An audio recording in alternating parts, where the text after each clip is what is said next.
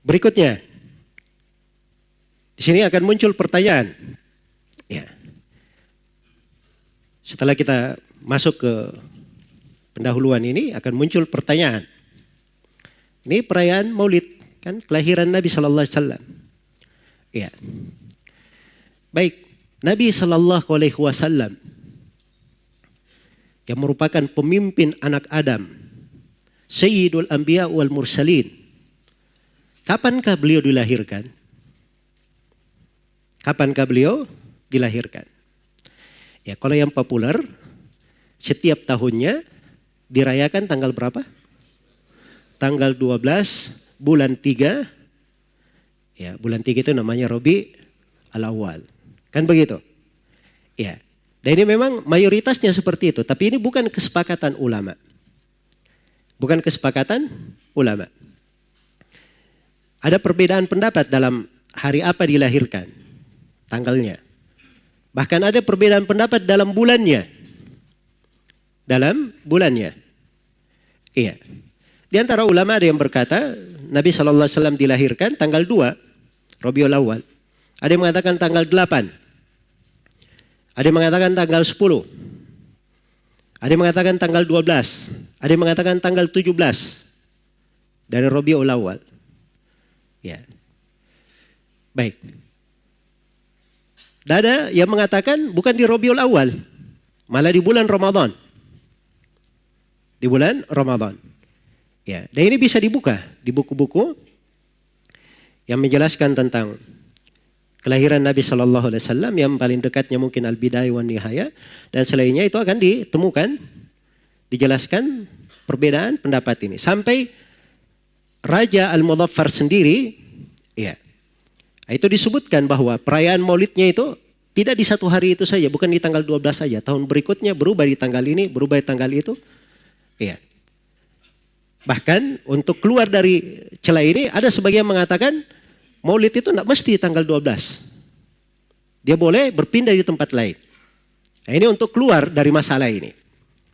Untuk keluar dari apa? Dari masalah ini. Baik.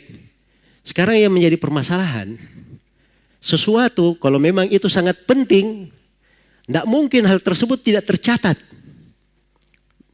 Iya. Di dalam apa? Di dalam sejarah, kan begitu. Nah, kita akan kaji nanti hadits salah satu dalil orang yang membolehkan Maulid. Katanya di dalam Sahih Muslim, Nabi SAW ditanya tentang puasa hari Senin. Kata beliau, "Dalika yaumu wulidtu fihi.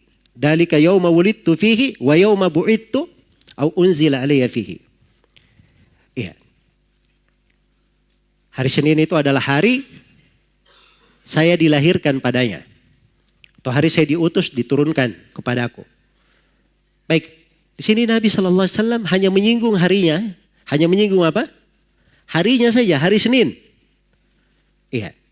Andai kata tanggalnya itu adalah hal yang jelas atau hal yang penting bagi umat, Nabi pasti akan menyebutkan apa? Tanggalnya. Nabi itu orang yang paling fasih. Dan orang yang paling detail dalam berbicara. Beliau diberi dari jawami'ul kalim, kemampuan mengumpulkan makna-makna yang luas dalam kalimat-kalimat ringkas. Kalau ada hal yang merupakan perkara agama, tidak mungkin beliau luputkan. Sebab tugas seorang Nabi seperti itu, tidak meluputkan suatu apapun untuk umatnya. Karena itu dalam hadits Abdullah bin Amr bin As riwayat Muslim, Rasulullah bersabda, "Innahu lam yakun nabiyyun qabli illa kana haqqan alaihi ayyadulla ummatahu ala khairi ma ya'lamuhu lahum wa yundhirahum syarra ma ya'lamuhu lahum." Tidak ada seorang nabi pun sebelumku kecuali wajib atas nabi itu untuk menjelaskan segala kebaikan yang dia ketahui untuk umatnya, dan wajib atas nabi tersebut untuk menerangkan segala kejelekan yang bisa membahayakan umatnya. Kok bisa masalah seperti ini tidak diterangkan oleh Nabi Sallallahu Alaihi Wasallam? Ya, baik. Dan terkait dengan kelahiran beliau Sallallahu Alaihi Wasallam, ini juga tidak diketahui dari umat ini, dari para sahabat, para tabiin, tabiut tabiin. Ada yang punya perhatian khusus di kelahiran Nabi Sallallahu alaihi wasallam. Iya. Pada tanggalnya dan bulannya seperti yang berjalan sekarang di tengah manusia ini. Jelas ya? Bahkan di sini ada satu hal yang banyak orang tidak mengetahuinya. Apa itu? Sekarang saya mau bertanya, Nabi itu meninggal kapan? Nah, tanggal 12 Rabiul Awal meninggalnya. Dan ini tidak ada silang pendapat di kalangan ulama. Jelas ya? Karena meninggalnya Rasulullah Sallallahu Alaihi Wasallam ini memang dicatat oleh umat. Nabi berucap sebuah hadits di situ. Diriwayatkan oleh Imam Ad-Darimi. Rasulullah Sallallahu Alaihi Wasallam bersabda, haditsnya dikuatkan oleh Syekh Al-Albani. Idza asaba ahadukum musibatan, falyadhkur musibatahu bi, fa innaha min a'dhamil masaib. Kata Nabi Sallallahu Alaihi Wasallam, apabila salah seorang di antara kalian tertimpa musibah, maka hendaknya dia ingat musibah tersebut. Hendaknya dia ingat musibahnya terkait denganku, kata Nabi. Karena musibah yang terkait denganku, itu musibah di antara musibah yang paling besar. Jadi Nabi perintah hal itu. Dan ini yang berjalan di tengah para sahabat. Diriwayatkan oleh Imam Ahmad dari Anas bin Malik radhiyallahu taala anhu. Anas bin Malik berkata, syahidtuhu yauma dakhala al-Madinah. Saya melihat Nabi di hari beliau masuk ke kota Madinah. Maksudnya hijrah dari Mekah masuk ke Madinah. Di hari yang Nabi masuk ke Madinah, kata Anas, saya menyaksikan Nabi. Fama ra'aitu yawman qad ahsana wala adwa min yawmin dakhala alaina fihi. Kami tidak pernah melihat, kata Anas, saya tidak pernah melihat satu hari pun yang lebih indah dan lebih terang melebihi hari yang Rasulullah SAW masuk di hari itu. Iya. Jelas ya?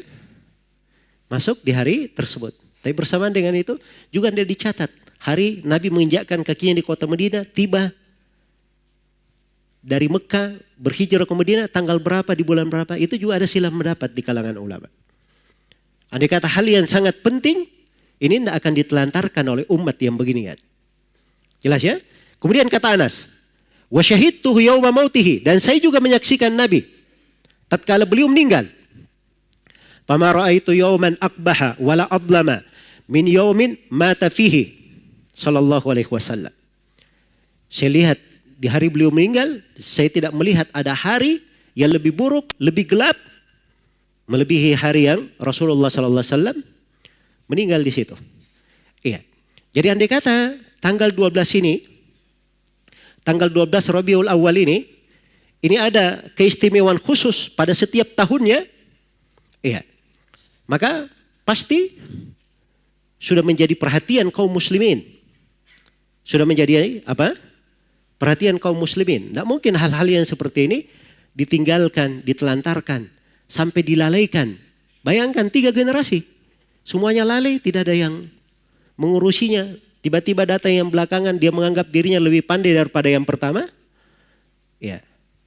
Maka kalau ingin takjub, cari yang ajaib. Nah ini salah satu bentuk dari keajaiban. Baik. Jadi ini pertanyaan terkait dengan kapan Rasulullah SAW dilahirkan.